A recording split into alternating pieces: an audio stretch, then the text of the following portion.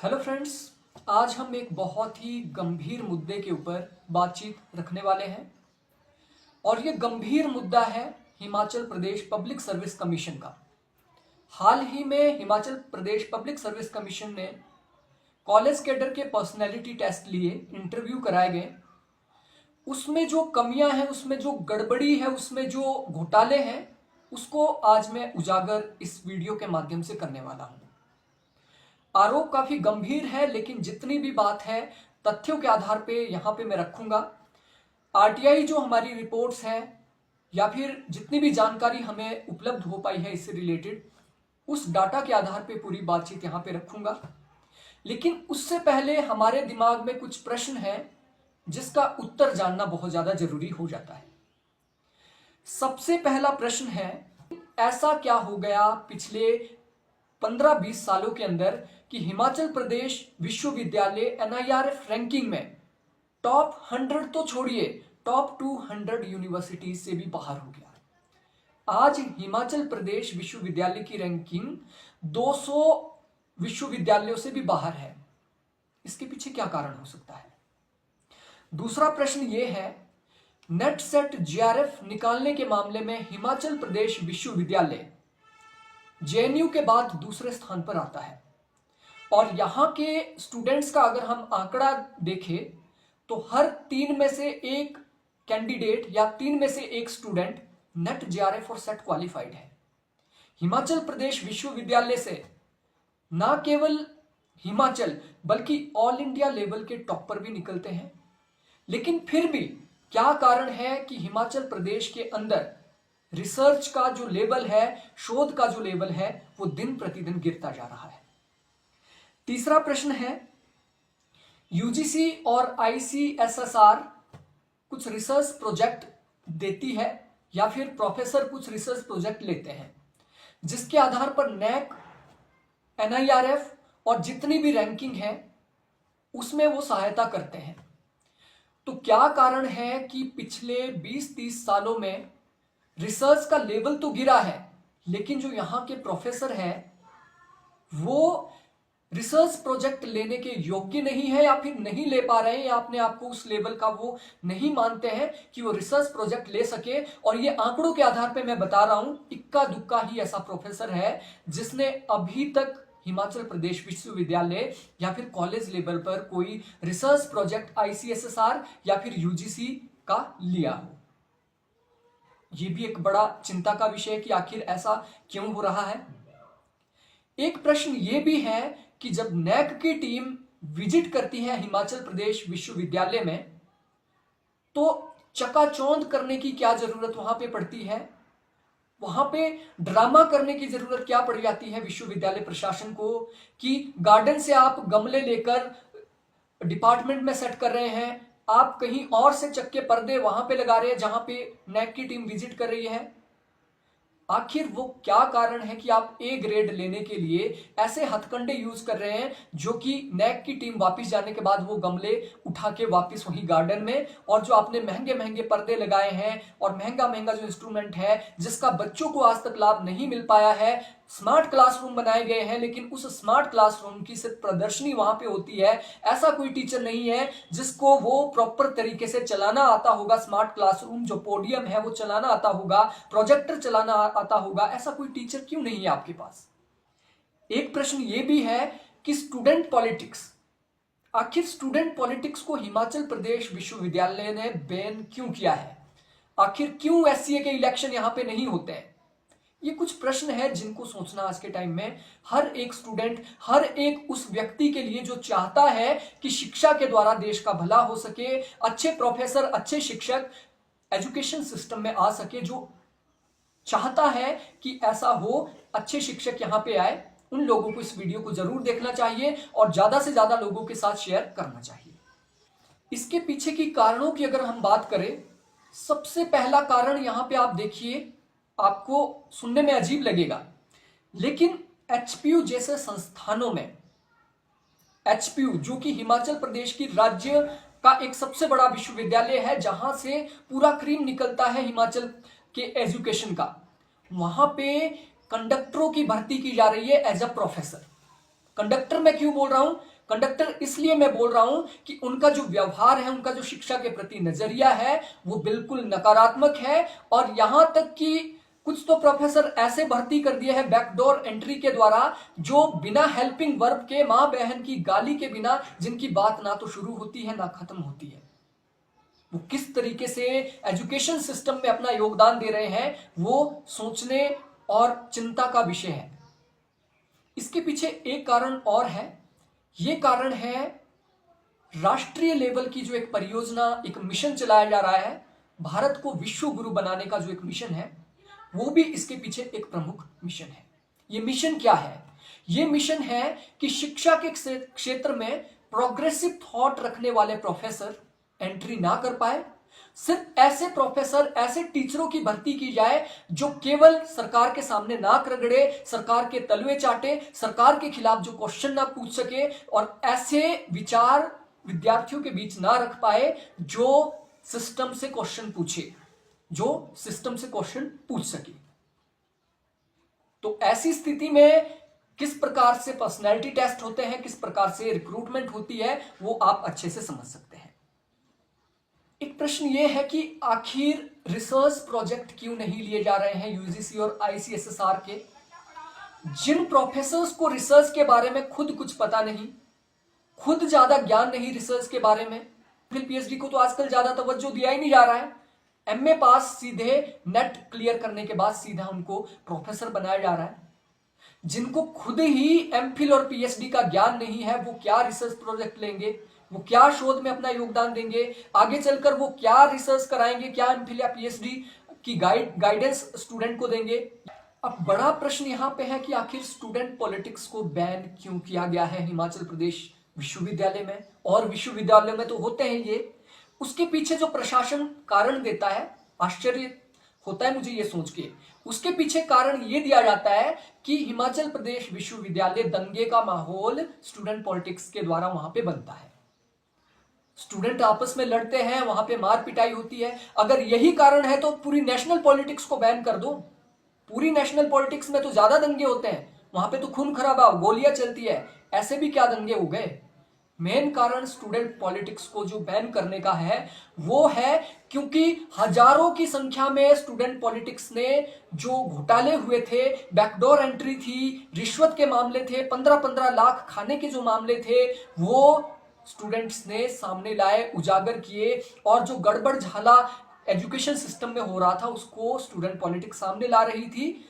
और इन सबको रोकने के लिए स्टूडेंट्स में से कोई नेता ना निकले, कोई सरकार के खिलाफ ना चला जाए, कोई सरकार के खिलाफ बगावत ना कर दे, या फिर सरकार की धांधलियों को कोई सामने ना लाए, इसलिए स्टूडेंट पॉलिटिक्स को ही बैन कर दो ताकि कोई उस लेवल पे पहुंच ही ना पाए कि जो आगे चल के सरकार के खिलाफ बात कर सके।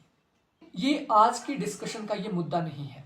ये तो कुछ ऐसे बेसिक क्वेश्चन थे जो दिमाग में उठते हैं कि आखिर ये चल क्या रहा है। आज का जो वास्तविक मुद्दा है, ये मुद्दा है कॉलेज कैडर की भर्ती का मुद्दा, या फिर इंटरव्यू जो होता है कॉलेज कैडर का, उसकी भर्ती से रिलेटेड ये आज का मुद्दा है।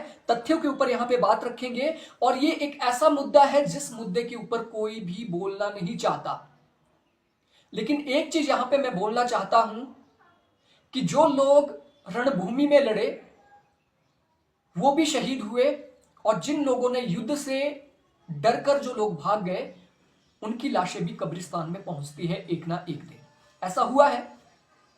जो लोग इस चक्कर में डर रहे थे कि अगर हमने सिस्टम के खिलाफ बोल दिया, आवाज उठा ली, तो आने वाले टाइम में हमें कॉलेज कैडर में नहीं लिया जाएगा, हम सरकार की नजर में चढ़ जाएंगे। इसी डर से क्या है, स्टूडेंट आज उसके साथ इतना गलत हो रहा है लेकिन वो सामने नहीं आ रहा है। ये एक कड़वी वास्तविकता है। आज का एजुकेशन सिस्टम ऐसा है, आज एजुकेशन सिस्टम ने ऐसे नागरिकों को पैदा कर दिया है जो सच को सच और झूठ को झूठ बोलने की शक्ति नहीं रखता है। इतना भी साहस नहीं रखता कि ये गलत हो रहा है, ये अन्यायपूर्ण है, ये बंद होना चाहिए। ऐसे भी नागरिक हमारा एजुकेशन सिस्टम नहीं दे पाया। क्लर्कों तक सीमित है, नौकरी तक सीमित है। सामाजिक इशू के ऊपर कोई नहीं बोल सकता, क्योंकि उन्हें ये डर है अगर हमने समाज के बारे में कुछ बोला, सामाजिक इशू पे कुछ बोला, सरकार की गलत नीतियों के खिलाफ हमने अगर आवाज उठाई, तो कल हमारा हश्र वही होगा जो उस डॉक्टर का हुआ था, उस बड़े इंसान का हुआ था कि इतनी एजुकेशन होने के बाद, इतनी नॉलेज होने के बाद, इतनी डिग्री होने के बाद भी उसे नौकरी नहीं मिल पाई। हमारा भी वही हाल होगा। इसलिए वो चुप दुम दबा के भाग जाते हैं। अगर उनकी प्रशासन या फिर जो जॉब देने वाली संस्था है उनके साथ अन्याय होता है, उसके खिलाफ वो बिल्कुल भी आवाज नहीं उठाते हैं। अब बात करते हैं एचपीपीएससी का जो सिस्टम है उसमें क्या खामियां हैं, उसमें क्या घोटाला है, कहां से दलालगिरी वहां पे होती है, उस पे हम एक एक करके यहां पे बात रखने वाले हैं। पहली बात, Himachal Pradesh public service commission का जो सिस्टम है वो पूरी तरीके से अन्यायपूर्ण है, पूरी तरीके से अन्यायपूर्ण। हालांकि ये जो हिमाचल प्रदेश लोक सेवा आयोग है ये एक संवैधानिक संस्था है और संविधान में इसके कॉम्पोजिशन की बात की गई है, हर चीज की बात की गई है। लेकिन यहां पे जो सबसे बड़ी जो ड्रॉबैक का कारण है वो है भर्तियों का।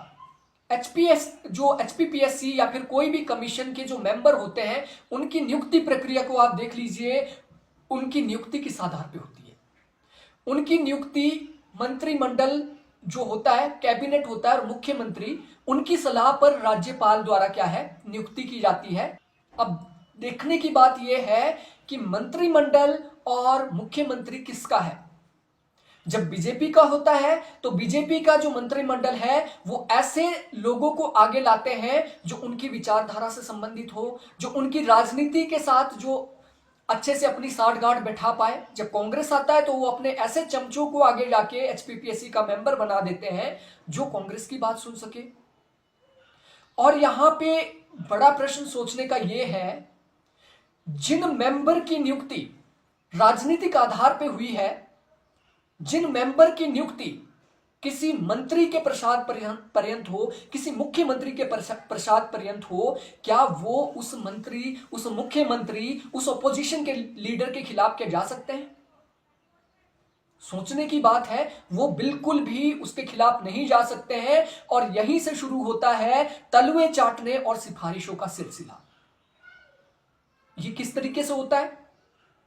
जैसे ही, ये रियलिटी में बता रहा हूं, जैसे ही आपका कॉलेज कैडर आप क्लियर करते हैं, स्क्रीनिंग क्लियर करते हैं, उसके बाद से ही जितने भी कैंडिडेट होते हैं वो नेताओं के चक्कर लगाना शुरू कर देते हैं, एचपीपीएससी मेंबर को अप्रोच करने की कोशिश करते हैं। और नेता लोग क्या बोलते हैं, वो हमेशा आश्वासन देते हैं कि आपका तो हम कर देंगे, आपका तो हम कर देंगे। प्रोफेसर, इवन आप प्रोफेसर के पास चले जाएं तो वो भी आपको यही सलाह देंगे, देखिए सिस्टम भ्रष्ट है।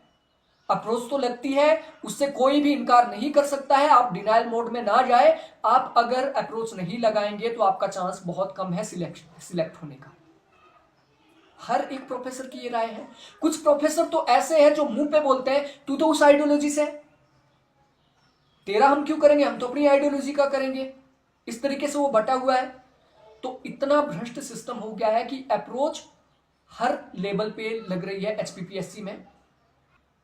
इस बात से कोई भी इनकार नहीं कर सकता, ये बात 100% सही है। शासन, प्रशासन, नेता, जो लोग प्रोफेसर लगे हैं या फिर जो लोग प्रोफेसर लगने से चूक गए हैं या जिन्हें बाहर फेंक दिया गया है, कोई भी लोग ऐसा नहीं है जिसने अप्रोच ना लगाई हो। किसी में भी ये कहने का दम नहीं है कि अप्रोच नहीं लगती है एचपीपीएससी के अंदर, किसी में भी ये कहने का दम नहीं है। ये वास्तविकता भी है। जो कैंडिडेट योग्यता रखता है वो किसी कारणवश बाहर ना हो जाए, अप्रोच सिस्टम क्योंकि काम कर रही है, सिस्टम पूरी तरीके से भ्रष्ट है, तो एक योग्य कैंडिडेट भी अप्रोच लगाने के लिए बाध्य हो जाता है। वो मंत्री के पास जाता है, वो अपने विधानसभा का जो चुन के आया हुआ मेंबर है उसके पास जाता है, या अगर किसकी बिल्कुल भी किसी की अप्रोच नहीं है, चपरासी तक की अप्रोच है, तो वो भी वो लगाता है, लेकिन अप्रोच वहां पे लगाता जरूर है। मेरे पास रिकॉर्डिंग है हर एक कैंडिडेट की जिससे मेरी बात हुई, नेताओं की भी रिकॉर्डिंग मेरे पास है। अगर कोई मुझसे पूछे कि अप्रोच लगती है कि नहीं लगती है? डेफिनेटली अप्रोच लगती है, 100% अप्रोच लगती है, क्योंकि सिस्टम ही ऐसा भ्रष्टाचारी बनाया हुआ है कि अप्रोच के बिना वहां पे काम ही नहीं होता है। अब अगर कोई बोलता है कि अप्रोच नहीं लगती है, तो इन प्रश्नों के ऊपर थोड़ा सा सोच विचार कर ले, उसके बाद अपना आप मन बनाए, अप्रोच लगती है या नहीं लगती है, उसके बाद आप डिसाइड करें। पहला प्रश्न है, अगर अप्रोच नहीं लगती है तो स्क्रीनिंग के नंबर फाइनल सिलेक्शन में क्यों नहीं जोड़े जाते? पहले एक स्क्रीनिंग टेस्ट होता है, एग्जाम होता है, और उसमें जो सबसे योग्य कैंडिडेट होता है वो टॉप करता है, और जो सबसे कम योग्य कैंडिडेट होता है उसके सबसे कम नंबर आते हैं, या फिर वो आप कह सकते हैं पॉइंट के ऊपर उसको इंटरव्यू के लिए बुलाया जाता है। लेकिन जब फाइनल सिलेक्शन होती है, फाइनल सिलेक्शन 100% इंटरव्यू के आधार पर होती है। ऐसा क्यों?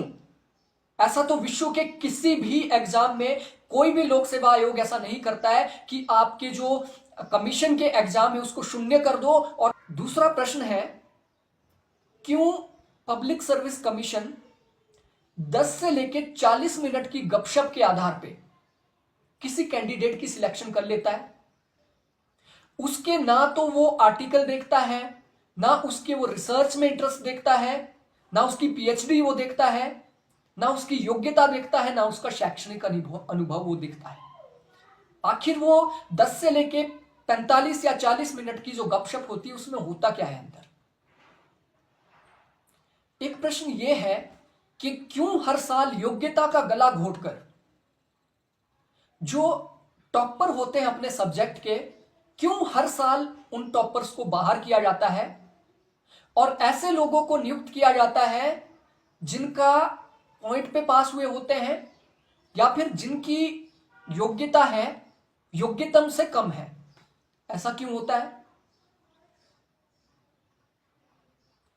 आखिर क्यों Himachal Pradesh public service commission UGC की जो गाइडलाइंस है उसको जूती पर रखता है? यूजीसी की स्पष्ट गाइडलाइंस है कि कोई भी इंटरव्यू 25% से अधिक नहीं हो सकता है। जो 75% का क्राइटेरिया है उसमें एकेडमिक क्वालिफिकेशन, उसका रिसर्च का अनुभव और अन्य पैरामीटर रखे जाएंगे।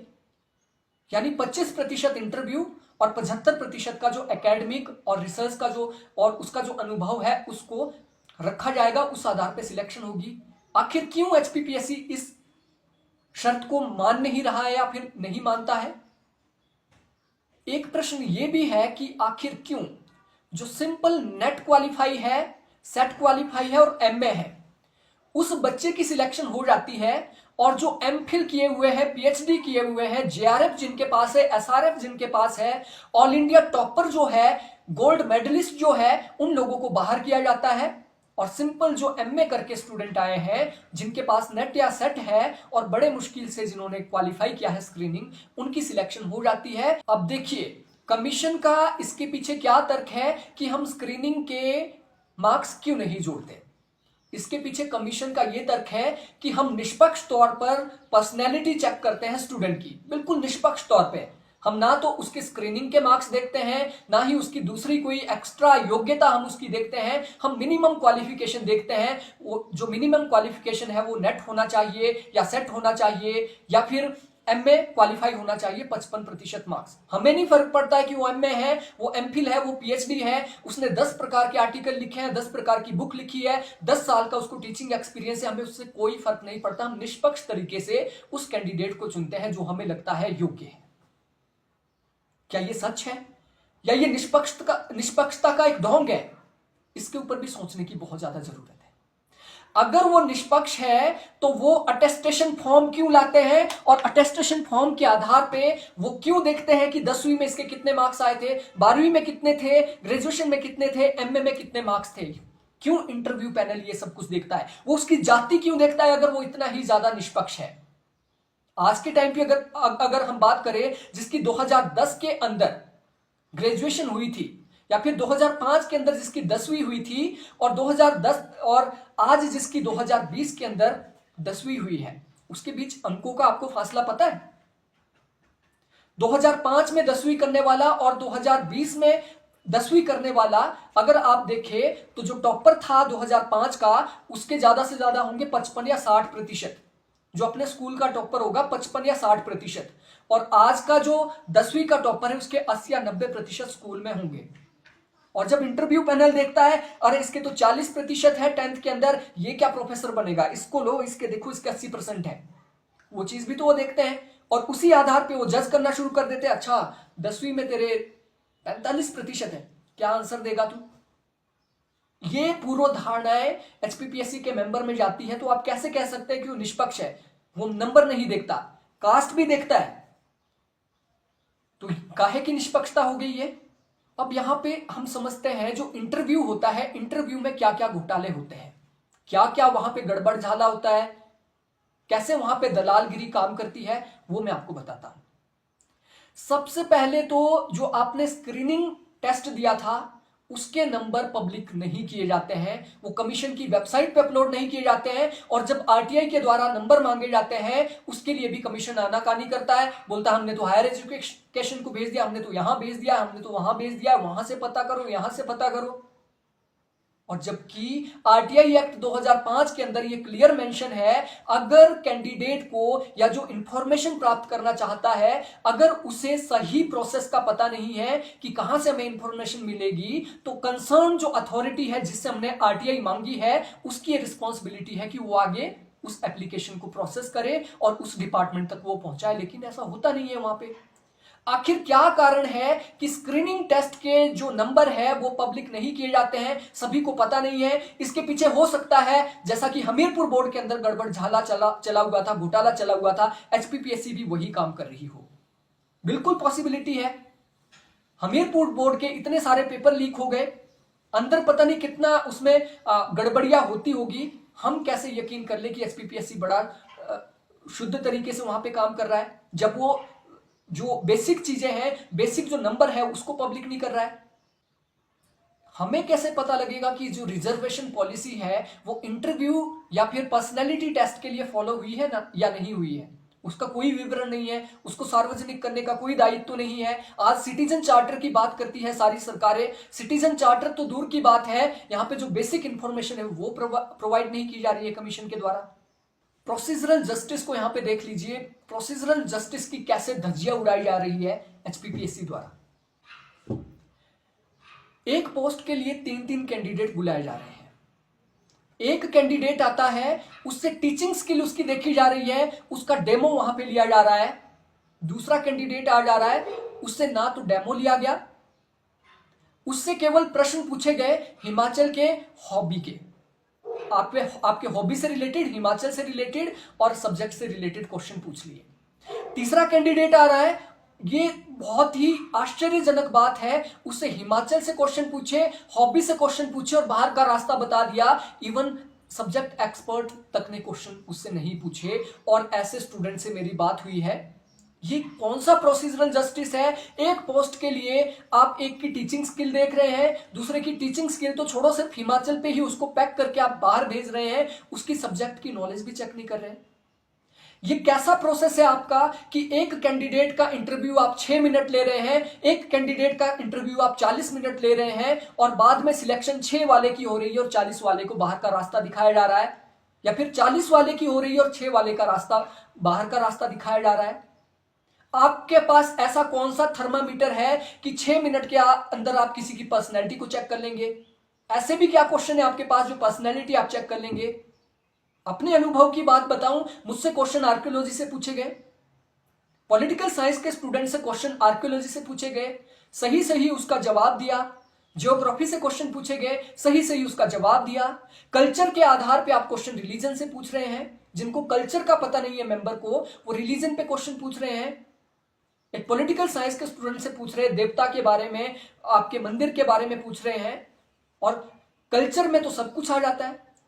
आप क्यों हिंदू कल्चर की बात कर रहे हैं, क्या हिंदू राष्ट्र बना दिया है आपने, क्या स्टेट रिलीजन हिंदू है यहां का कि आप सिर्फ हिंदू धर्म से क्वेश्चन पूछेंगे। आप कल्चर से प्रश्न पूछिए। हमारा यहां पे डेमोक्रेटिक कल्चर है, हम डेमोक्रेटिक सिस्टम को फॉलो करते हैं यहां पे, आप उससे क्वेश्चन पूछिए। आप मल्टीकल्चरलिज्म से क्वेश्चन पूछिए। हिंदू, मुस्लिम, सिख, ईसाई सब लोग यहाँ पे रहते हैं, उन सभी का एक मिश्रित कल्चर भारत के अंदर है, हिमाचल के अंदर है। ये नहीं कि आप फलाने टेम्पल के बारे में, हिंदू टेम्पल के बारे में पूछ रहे तो बस वो कल्चर का पता हो गया। ये कौन सा प्रोसीजरल जस्टिस हो गया आपका? आप जो प्रोसीजर फॉलो कर रहे हैं, एक पोस्ट को भरने के लिए 20-20 प्रकार का प्रोसीजर फॉलो कर रहे हैं, उसके बाद आप सिलेक्ट किसको कर रहे हैं? आप किस आधार पे सिलेक्ट कर रहे हैं? आपका आधार ही अर्थहीन यहां पे हो जाता है। और उसके बाद जब इंटरव्यू हो जाता है, उसके बाद इंसानों वाले काम नहीं ये लोग कर रहे हैं, भगवान वाले काम कर रहे हैं। कैसे? एक कैंडिडेट को इन्होंने दे दिए 56 नंबर इंटरव्यू के अंदर, दूसरों को दे दिए 57 नंबर, तीसरे को दे दिया 58 नंबर। 4 कैंडिडेट ऐसे जिनको 56 के ऊपर रोक दिया, 10 कैंडिडेट ऐसे जिनको 55 के ऊपर रोक दिया। आप इतना माइन्यूट सा किस तरीके से पता लगा दिया आपने 6 मिनट के इंटरव्यू में कि ये 1 नंबर पीछे ही रहना चाहिए इससे? आपने कैसे पता लगा दिया? आपने कैसे पता लगा दिया कि इसको 57 लायक है ये और ये 56 लायक है? 1 नंबर का जो गैप है वो कैसे आपने पता कर लिया? भगवान खुद भी पृथ्वी पे आ जाए तो वो इतना माइन्यूट सा गैप, इतना माइन्यूट सा जो डिफरेंस है 2 कैंडिडेट के बीच, वो भी किसी की पर्सनैलिटी को जज करके नहीं लगाया जा सकता। इसका मतलब तो ये है कि वहां पे पॉलिटिकल अप्रोच ने काम किया है। एक कैंडिडेट को अंदर करने के लिए 55 से लेके 56 बढ़ा दिया, और जिस कैंडिडेट को बाहर करना है उसको 55 से 54 पे ला दिया, या फिर 55 पे ही उसको रख दिया। जो आपके दिमाग में, आपकी आइडियोलॉजी को लगा कि हाँ ये कैंडिडेट सही है, इसको 58 दे देते हैं, बाकी के कैंडिडेट जो भी आ रहे हैं उनको 58 से नीचे ही हमने रखना है। क्या इस प्रकार का सिस्टम, ये प्रोसीजरल जस्टिस है आपका? क्वेश्चन तो उठेंगे ही। ये जो प्रोसीजर है ये भारतीय संविधान के ही खिलाफ है, गैर संवैधानिक ये प्रोसीजर है। गैर संवैधानिक कैसे? भारतीय संविधान का आर्टिकल 15 बोलता है कि राज्य जन्म, जाति, धर्म, लिंग, जाति, धर्म, स्थान के आधार पर किसी भी प्रकार का भेदभाव किसी भी नागरिक से नहीं करेगा। लेकिन एचपीपीएससी क्या करती है? एससी, एसटी, ओबीसी, ईडब्ल्यूएस और जितने भी आपके रिजर्व कैटेगरी के कैंडिडेट हैं उनके लिए अलग से पैनल बना दिया है, अनरिजर्व के लिए अलग से पैनल बना दिया है। और वहां पे जो इंटरव्यू लेने वाले हैं उनके दिमाग में पहले से ये पूर्व धारणा है कि एससी, एसटी, ओबीसी, ईडब्ल्यूएस ये तो सारे रिजर्व कैटेगरी के हैं, इनका जो स्तर है वो कभी भी ज्यादा नहीं हो सकता रिजर्व के। यही कारण है 500 से ज्यादा पोस्टें निकली है, 500 से ज्यादा भर्तियां हुई है अभी तक, लेकिन एक भी एससी का कैंडिडेट अनरिजर्व में नहीं गया। क्या कारण है इसके पीछे? आप अगर उतने ही निष्पक्ष है, एससी, एसटी, ओबीसी सबको मिक्स बुलाओ, और पैनल में जो आदमी बैठा है उसको ये भी महसूस नहीं होने दो कि रिजर्व से है या अनरिजर्व से है, तब तो प्रोसीजरल जस्टिस होगा। आपके दिमाग में पहले ही वो चीज भरी हुई है कि तो रिजर्व से है, इसको तो कम नंबर लगेंगे, और यही हुआ है।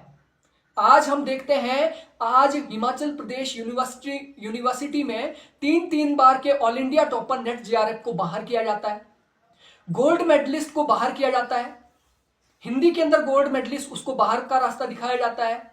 ऐसा यूट्यूबर हिंदी का जो ना केवल हिमाचल बल्कि पूरे इंडिया के स्टूडेंट को पढ़ाता है, उसको बाहर कर दिया जाता है। ऐसे कैंडिडेट को बाहर किया जाता है जिसके पास 50,000 से ज्यादा स्टूडेंट है, जिसने सैकड़ों की संख्या में net JRF, assistant professor, PGT के स्टूडेंट निकाले हैं, उसको बाहर कर दिया जाता है। तो क्वेश्चन उठना यहां पे लाजमी है कि आखिर ये सिस्टम क्या है, ये सिस्टम इतना भ्रष्टाचारी क्यों है? आज अगर आप देखते हो 500 से ज्यादा भर्तियां हुई है और उसमें एक भी एससी कैंडिडेट नहीं गया है अनरिजर्व के अंदर। अगर एससी के लिए 5 पोस्टें थी तो सिर्फ 5 ही एससी लगे हैं, छठा एससी नहीं लग पाया। हालांकि वास्तविकता यह है कि एससी के अंदर, एसटी के अंदर, ईडब्ल्यूएस के अंदर, ओबीसी के अंदर ऐसे ऐसे कैंडिडेट हैं जिन्होंने ना केवल हिमाचल बल्कि भारत स्तर पर, ऑल इंडिया लेवल पर नेट जेआरएफ में टॉप किया है। भारत लेवल पर, अंतरराष्ट्रीय स्तर पर जिन्होंने अपने रिसर्च पेपर को पब्लिश किया है। ऐसे ऐसे लोग हैं जिन्होंने 6-6, 7-7 किताबें लिखी हैं, उन लोगों को बाहर कर दिया जाता है। पीएचडी वाले कैंडिडेट को बाहर कर दिया जाता है, एमफिल वाले कैंडिडेट को बाहर कर दिया जाता है, और वहां पे किसे लगाया जाता है? सिंपल जिसने एमए किया है, जिसको ना तो अनुभव है, और ना ही रिसर्च का अनुभव है, ना ही प्रैक्टिकल उसको टीचिंग का अनुभव है। ऐसे स्टूडेंट को बाहर कर दिया जाता है जो 4-4, 5-5 साल कॉलेज में गेस्ट फैकल्टी के तौर पे पढ़ा चुके हैं, लेकिन उन्होंने लगाया किसे, जिसे किसी भी प्रकार का अनुभव नहीं था। तो यहां से क्वेश्चन उठना लाजमी है कि गवर्नमेंट ये चाहती है कि शिक्षा व्यवस्था में ऐसे लोग ना पहुंच पाए जो प्रोग्रेसिव थॉट के हो, जो सरकार के खिलाफ या फिर सरकार की गलत नीतियों के खिलाफ आवाज उठा पाए। ऐसे लोगों का दमन किया जाए, ऐसे लोग किसी भी हाल में सिस्टम में ना आने पाए, ताकि जो अंधभक्तों की फौज है वो देश के अंदर पैदा की जा सके। प्रश्न काफी गंभीर है। हर एक इंसान जो अपने आप को राष्ट्रभक्त समझता है, जो चाहता है कि देश की उन्नति हो, वास्तविक तौर पे भारत विश्व गुरु बने, उन्हें इन सवालों के उत्तर पूछने चाहिए, उन्हें इन सवालों के उत्तर जानने चाहिए। और हम इन सवालों को पूछेंगे। रिसर्च स्कॉलर एसोसिएशन की ओर से मैं हिमाचल प्रदेश हाई कोर्ट में और जरूरत पड़ी तो सुप्रीम कोर्ट में भी इस मुद्दे को लेकर जाऊंगा, और हम कोशिश करेंगे कि जो अन्याय एचपीपीएससी के द्वारा किया जा रहा है उस अन्याय का पर्दाफाश हो और ऐसा सिस्टम, ऐसा पारदर्शी सिस्टम लाया जाए जिसमें योग्यता को आधार माना जाए, ना कि किसी पॉलिटिकल अप्रोच को आधार माना जाए।